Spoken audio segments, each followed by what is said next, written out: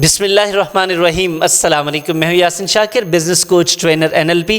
سر، financial literacy بڑی important ہے، اور جو فائنینشلی الٹریٹ ہوتے ہیں، یعنی کہ جاہل ہوتے ہیں، ان کی 10 حرکتیں ایسی ہوتی ہیں جو ان کو کنگال کر ہی دیتی ہیں، ان کو بھکاری بنا دیتی ہیں، اور وہ زندگی میں صرف قرض مانگتے مانگتے اپنی زندگی گزار دیتے ہیں۔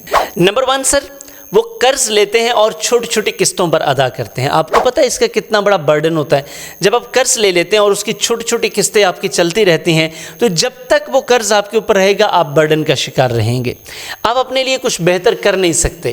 تو یہ قرض کی چھوٹی قسطیں بھی اگر آپ یہ غلطی کر بیٹھے ہیں تو اب اس کا خمیازہ بھگتنے کی بجائے اس کا سولوشن تلاش کریں تاکہ آپ اس سے بچ جائیں۔ نمبر 2، آپ اپنے خرچ کا حساب نہیں رکھتے، یعنی کہ پیسہ خرچ ہو رہا ہے، یہ نہیں پتہ چل رہا ہے کہاں ہو رہا ہے اور کتنا ہو رہا ہے، اور بس بعد میں پتہ چلتا ہے کہ آپ کے پاس تو 1 روپیہ نہیں بچتا اور اب قرض لینا پڑ رہا ہے۔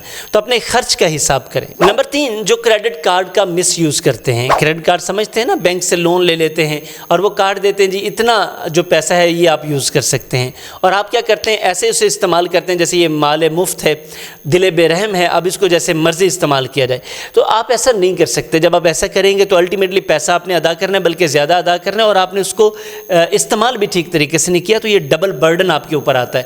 تو یہ چیز بھی آپ کو بھکاری بنا دیتی ہے۔ نمبر 4، آپ نے اپنی زندگی میں کوئی ایمرجنسی فنڈ ہی نہیں طے کیا، یعنی کہ وہ لوگ جو اپنی زندگی میں ایمرجنسی فنڈ نہیں طے کرتے، یعنی کہ ان کے پاس جب کوئی خدا نخواستہ شادی بیاہ فوتگی کوئی ایسے مسائل آ جاتے ہیں، بیماری تندرستی زندگی کا حصہ ہے، تو اس کے لیے کوئی آپ کے پاس فنڈ ہی نہیں ہے، تو پھر وہ پھنس جاتے ہیں اور قرض لینا پڑتا ہے، اور قرض بڑھتا ہے کہ چلا ہی جاتا ہے۔ نمبر 5، وہ چھوٹی انویسٹمنٹ کو نظر انداز کرتے ہیں، یعنی کہ 500، 1000، 1500، وہ اس چیز کو ویلیو نہیں دیتے کہ یہ کیا فائدہ 500 روپے اکٹھا کرنے کا، 1000 روپے، یعنی کہ یہ وہ غریب لوگوں کی بات کر رہا ہوں۔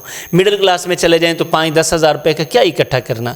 آپ امیجن کریں نا کہ ہر مہینے آپ 15,000 یا 20,000 روپے اکٹھا کر رہے ہیں، یا 10,000، 5,000 ہی اکٹھا کر رہے ہیں، تو سال میں کتنے بنیں گے؟ 10 سالوں میں کتنے بنیں گے؟ اتنے تو ویسے آپ کبھی بھی اکٹھے نہیں کر سکتے۔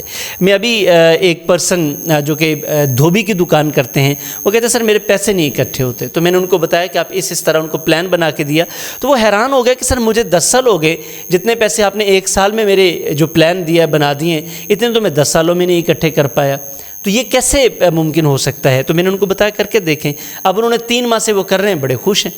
وجہ یہ کہ ہم اسمال اماؤنٹس کو انڈر اسٹیمیٹ کرتے ہیں، اور یہ ہمارے لیے بگ چیلنجز کا باعث بن جاتی ہیں۔ نمبر 6، آپ جذباتی طور پر خریداری کرتے ہیں، یعنی کہ ضرورت ہے نہیں بس پسند آئی چیز خرید لی، تو بس یہ بھی آپ کو الٹیمیٹلی وہ بڑی زبردست بات ہے، اگر آپ وہ چیزیں خرید رہے ہیں جن کی آپ کو ضرورت نہیں ہے تو آپ کو کل وہ چیزیں بیچنی پڑیں گی جن کی آپ کو بہت زیادہ ضرورت ہے۔ نمبر 7، غیر ضروری خرچ کرتے ہیں، یعنی کہ ضرورت نہیں ہے خرچ کرنے کی، اور آپ شاہ خرچ بن جاتے ہیں اور آپ پیسہ خرچ کرتے رہتے ہیں۔ مثال کے طور پہ جہاں 500 میں گزارا ہو سکتا ہے، آپ کی کوشش ہوتی ہے اپنے آپ کو بڑا ثابت کرنے کے لیے وہاں پہ 900 لگائیں، یا جہاں پہ آپ کو لگتا ہے کہ 1 لاکھ میں گزارا ہو سکتا ہے، آپ دکھاوے کے لیے وہاں پہ 3 لاکھ خرچ کرتے ہیں۔ شادیوں میں ہمارے یہی مسئلہ ہوتا ہے نا، تو پھر بعد میں قرضے اتارتے پھرتے ہیں، کمر ہی سیدھی نہیں ہوتی۔ نمبر 8، انویسٹمنٹ آنے کا انتظار کرنا، کہ جی پیسہ آئے گا تو انویسٹمنٹ کریں گے، تو وہ تو وقت آتا ہی نہیں ہے، وہ تو پیسہ اکٹھا ہوتا ہی نہیں ہے، تو انویسٹمنٹ آپ کیسے کریں گے؟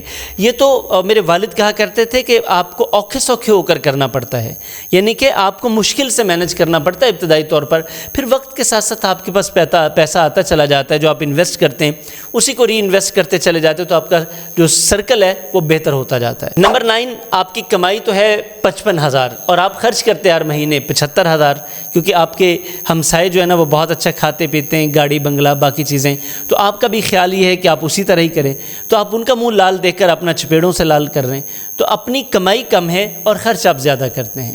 تو اگر آپ یہ بھی کرتے ہیں تو پھر الٹیمیٹلی بھکاری تو بننا ہی بننا ہے، مانگنا پڑے گا لوگوں سے۔ نمبر 10، مالی فیصلے، یعنی کہ مال و دولت کے فیصلے جذباتی طور پر کرتے ہیں۔ مثال لے لیں، شادی آ گئی ہے، بیوی نے کہا جی اب تو ہمارے اگر کپڑے اچھے نہیں ہوں گے تو پھر ہم کیسے وہاں پہ جا کر، ہماری تو ناک کٹ جائے گی، وہاں پہ ہم نے کم پیسے اگر دیے تو ہماری تو ناک کٹ جائے گی، وہاں پہ ہم نے یہ نہ کیا تو ہماری ناک کٹ جائے گی۔ تو یہ جذباتی فیصلے ہیں جو آپ کر رہے ہیں۔ اب جب جذباتی فیصلے کریں گے تو اس کا خمیازہ تو آپ نے بھگتنا ہے نا، اور پھر وہ عقلی طور پر بھگتنا پڑتا ہے۔ تو یہ 10 چیزیں اگر آپ ان میں سے کچھ غلطیاں کر رہے ہیں تو آپ ان سے باز آ جائیے، یہ آپ کی فائنینشیل حالت کو بہت بہتر کر دیں گے۔ اگر آپ یہ نہ کر سکے تو پھر الٹیمیٹلی آپ کے لیے مسائل ہو جائیں گے، اور پھر خدا نخواستہ آپ کو مانگنا پڑے گا، اور مانگنا انسان کی عزت کم کرتا ہے۔ ولاگ آپ کو پسند آیا ہے تو لائک کیجئے گا، کمنٹ کیجئے گا، اس کو اپنے پیاروں کے ساتھ ضرور شیئر کیجئے گا، چینل کو سبسکرائب کر لیں جو کہ ایک سپورٹ ہے جو آپ ہماری کر سکتے ہیں، اور آل پر کلک کیجئے گا تاکہ ہمارا ہر ولاگ ٹائملی آپ کو ملتا رہے۔